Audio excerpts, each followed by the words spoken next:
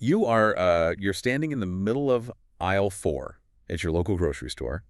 The fluorescent lights are humming. Your cart is maybe half full. Right, just a totally normal Sunday. Exactly. You reach out, you grab a box of hot cocoa, you toss it in the cart, and then you just move on toward the checkout. It is a completely mundane moment. Oh, yeah. Most of us don't give it a second thought. We really don't. But what if I told you that in that exact split second, you aren't just, running a Sunday errand.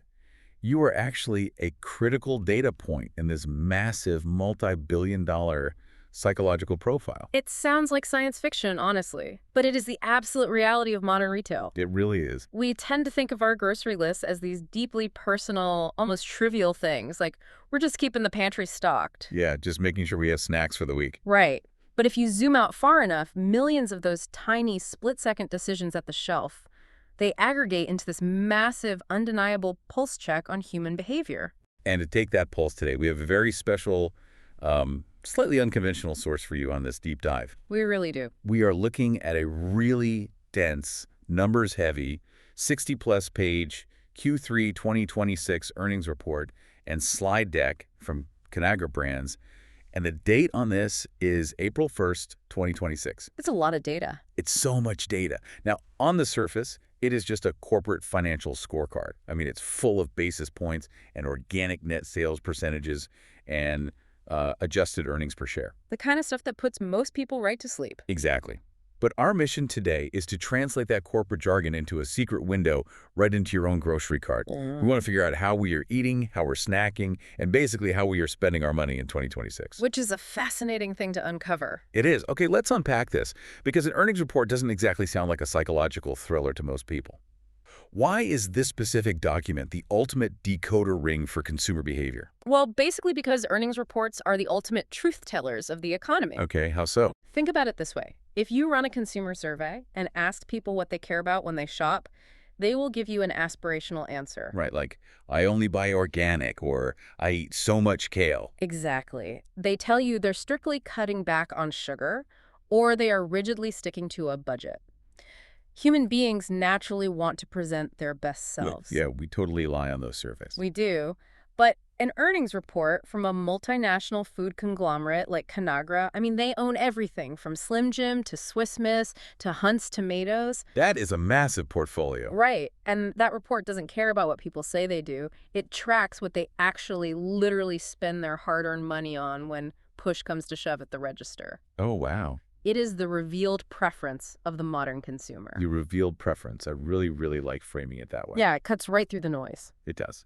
So let's start with the absolute highest level view of the company's health, what we could call the top-line paradox. Yeah. Because the raw numbers in this Q3 report gave Wall Street some very mixed signals. It definitely requires a bit of translation. For sure. So on one hand, Conagra actually beat expected revenue. They brought in $2.79 billion for the quarter, which beat the expected $2.76 billion. Right, which is a clear win on paper. Yeah, totally.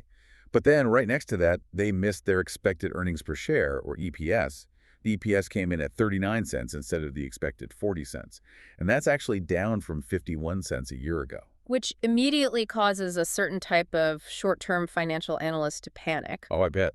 Because a miss on EPS is a big deal to them, right? Yeah. EPS is essentially the company's total profit divided by its outstanding shares of stock. So a miss usually signals that profitability is slipping. Okay, but then tucked right next to that EPS miss is this other stat. Their organic net sales actually returned to growth. They hit a positive 2.4%. That is the crucial metric right there. And just to clarify for everyone listening, organic net sales is the true measure of a company's health, right? Because it only tracks the brands they already own, rather than padding the stats with revenue they basically bought by acquiring a new company. Exactly. It means their core stuff is genuinely selling. Okay, so let me make sure I'm getting this dynamic. Is this like throwing a massively successful party where way more guests show up than you expected, so your revenue's great, the house is packed, but because the price of the party snacks and like the DJ went up, you actually ended up with less money in your pocket at the end of the night? Is that why the EPS missed while revenue grew? That is a remarkably accurate way to look at it. The volume of the party was fantastic, but the underlying costs of throwing it shifted the ultimate take-home pay. Okay, that makes sense. And the report lays out exactly where that shift happened in the margins. Adjusted gross margins fell by 112 basis points, which in finance speak just means a drop of 1.1%. Right. And their adjusted operating margins fell by 213 basis points, or 2.13%.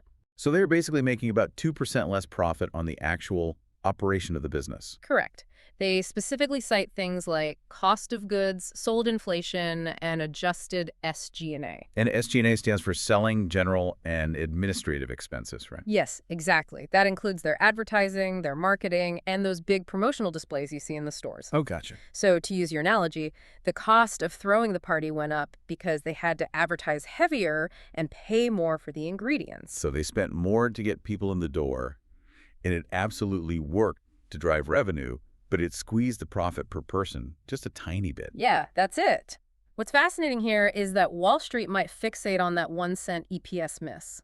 They look at 39 cents instead of 40 cents, and they just wring their hands. Right, they panic over a penny. But if you look at the fundamental long-term health of the business, the real heartbeat of the company is that 2.4% return to organic sales growth. Every single segment of their business improved compared to the second quarter. Wow, every segment. Yeah. Grocery and snacks was up 1.8%. Food service was up 3.6%. Returning to organic growth is basically the engine starting back up. It proves that consumers are actively choosing their products again. Exactly. Rather than the company just financially engineering a profit on stagnant sales by constantly jacking up prices. That is a huge distinction. So we know the engine is running, and they're getting people to buy again despite higher costs. But inflation forces people to make hard choices at the shelf. It absolutely does. Which products actually make the cut when your grocery budget is super tight? Yeah. To find out, the report points us away from the dry goods and leads us straight into the coldest part of the store, the deep freeze. The freezer aisle is the unsung hero of this entire report. It really is. It is a massive growth driver for them right now. Yeah, their refrigerated and frozen segment grew at 3.6% in organic net sales. But here's the stat that made me do a double take. Let's hear it. A staggering 88% of their frozen portfolio is currently holding or gaining volume share. 88%. It's an incredible number. That means almost everything they put behind a glass freezer door is either defending its turf or actively stealing customers from competitors. And that number carries so much more weight when you consider the historical context that they provide in the report. Right, the backstory. They have effectively restored market share in key categories like frozen vegetables, think Bird's Eye, and single-serve meals.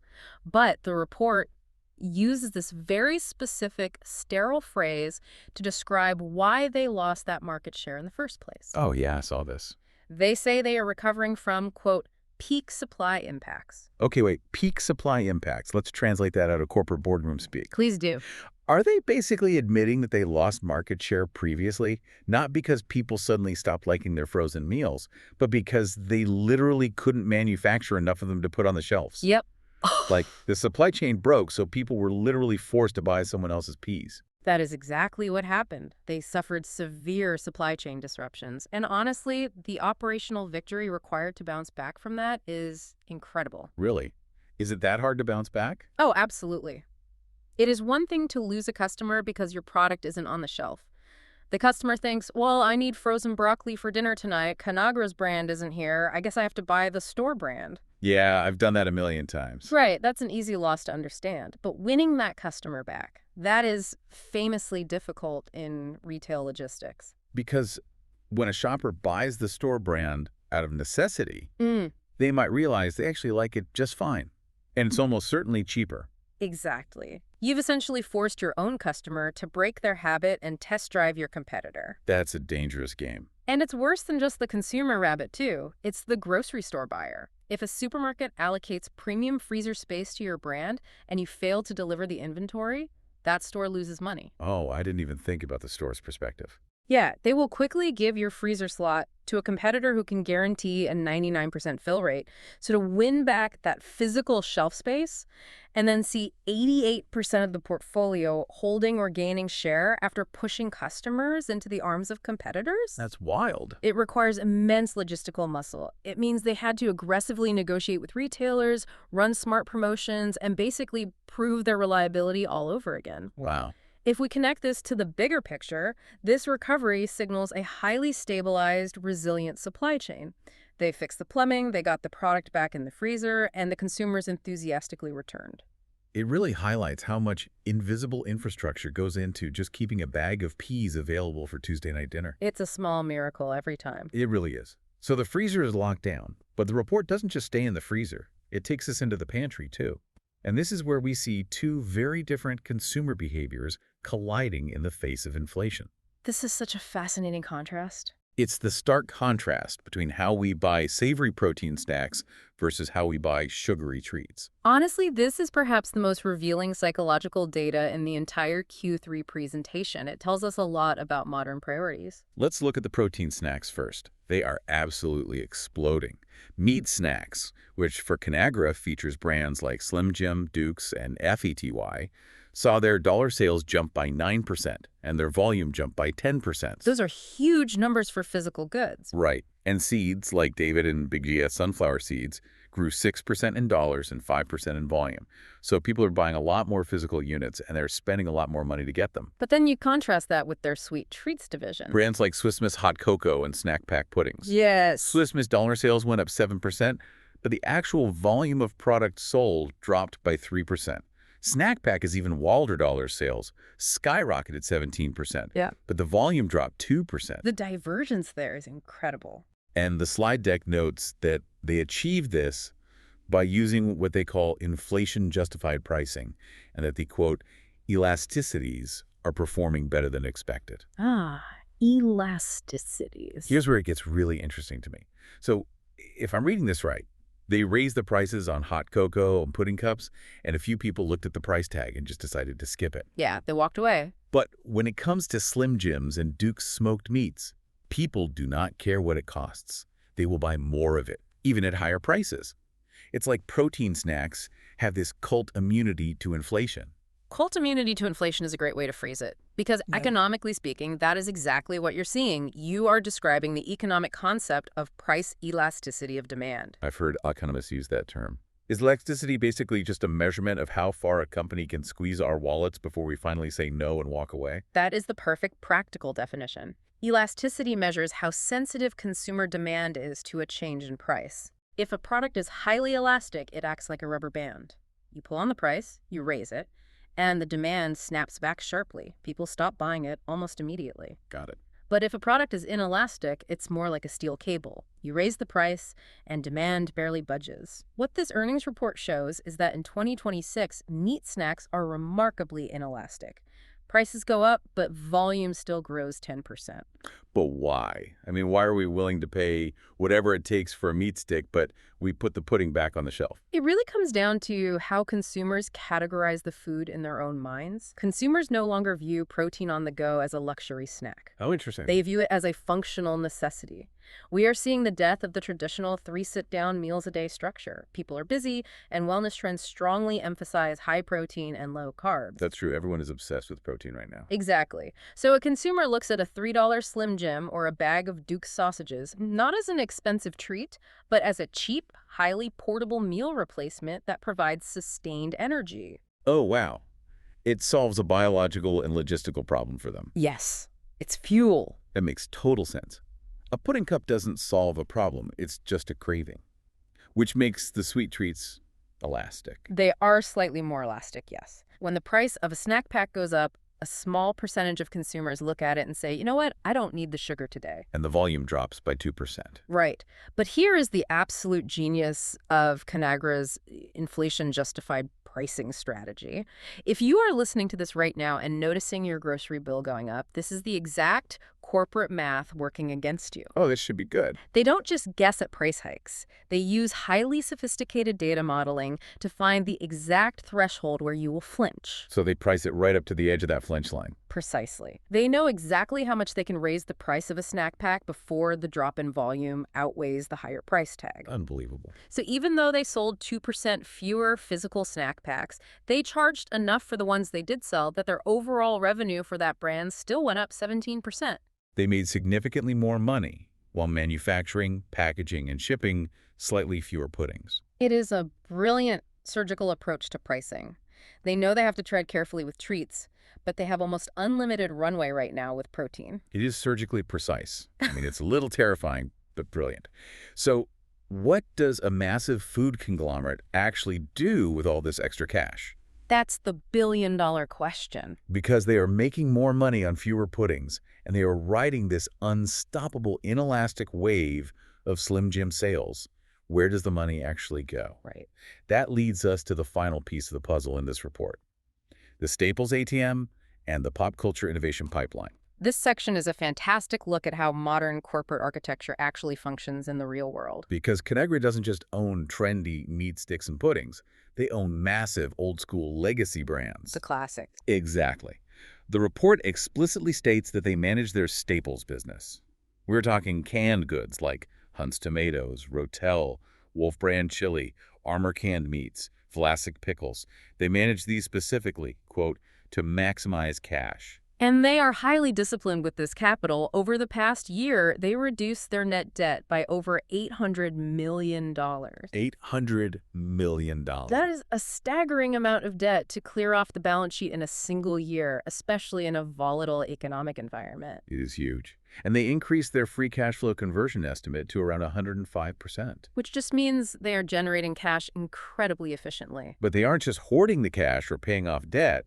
This cash also allows them to invest heavily in this wild, provocative innovation pipeline. This is where it gets really fun. Yes.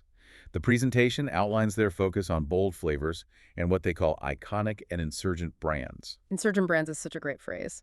It really is. We are talking about officially approved licenses for new products featuring Wendy's, Buffalo Wild Wings, P.F. Chang's, and this is my absolute favorite, Dolly Parton. You can't go wrong with Dolly. You really can't. Dolly Parton frozen desserts. So what does this all mean? Are they essentially treating cans of Wolf brand chili and Hunt's tomatoes like a corporate ATM? Yeah, pretty much. Like they just maintain those steady, boring staples so they can afford to pay off nearly $1 billion in debt and invent Dolly Parton ice cream. That is exactly what they're doing. And this raises a really important point about how legacy companies survive in the modern era. You simply cannot survive purely on flashy new products. Why not? The research and development, the marketing campaigns, and the upfront licensing fees, especially for a brand powerhouse like Dolly Parton or Wendy's, are incredibly expensive. And it's a massive gamble, right? There is no absolute guarantee a Buffalo Wild Wings frozen snack will be a hit. It could flop and you lose millions. Exactly. It is a high-risk bet. But conversely, you also cannot survive purely on canned tomatoes. Because it's boring. Because there is very little growth there. While everyone buys them, canned tomatoes do not go viral on social media. They don't attract new, younger demographics. Right. So corporate strategists employ a barbell strategy. On one side of the barbell, you have your low-risk cash cow staples. You don't mess with the recipe. You just let them sell. Right. You implement that inflation-justified pricing, you manage the supply chain margins ruthlessly, and you just harvest the reliable cash. On the other side of the barbell, you take that cash and you fund high-growth, flashy pop culture licenses. Which seems to be working for them because the deck notes they are now the #1 new platform in multi-serve meals. And the #1 new SKU in frozen desserts. This balanced capital allocation strategy is a masterclass in portfolio management. It really is impressive when you lay it out like that. Because they know they can rely on the predictable, boring cash flow from the staples, they were able to confidently pay down that $800 million in debt. They maintain their dividend at a $1.40 annualized rate to keep shareholders happy, and simultaneously narrowed their fiscal 2026 guidance within their original range. Oh, wow. They have systematically de-risked the company while still playing in the most exciting, high-margin parts of the grocery store. It completely changes how you look at the shelves when you see the invisible strings connecting the cans of chili to the celebrity desserts. It's all connected. Which brings us right back to where we started. You standing in the grocery store in aisle 4. This dense, boring 60-page corporate earnings report is actually a living, breathing, highly dynamic snapshot of human behavior. Absolutely. Every single time you decide to buy a Slim Jim instead of a snack pack, or you reach for a Dolly Parton branded dessert instead of a generic one, you aren't just satisfying a craving. You're doing so much more than that. You are actively shifting the financial models, the debt reduction ratios, and the organic growth metrics of a multi-billion-dollar corporation. You are the data point that either validates or destroys their entire strategy. And, I think it leaves us with a really fascinating final thought to ponder, one that builds on everything we've uncovered today. Oh, I'd love to hear it. If protein is now firmly viewed as an inelastic necessity, and traditional sugary treats are highly elastic things we easily cut back on, how long until the physical geography of the grocery store changes to reflect that? Oh, wow. Will we see the center aisle real estate for sweet treats drastically shrink in the next 5 years? Imagine checking out, and instead of a wall of candy bars, the impulse buy racks are entirely dominated by jerky, protein bars, and seeds. That would be wild. Right. If our revealed preferences show that we value functional fuel over simple sugar, the very architecture of where we shop is going to evolve. The checkout lane becoming a wall of meat snacks instead of chocolate. It makes perfect sense based on the numbers, but it would completely change the grocery experience. It really would. I will definitely be thinking about that the next time I'm waiting in line to pay. Thank you so much for joining us on this deep dive. Keep your eyes open in the grocery aisle, and we will catch you next time.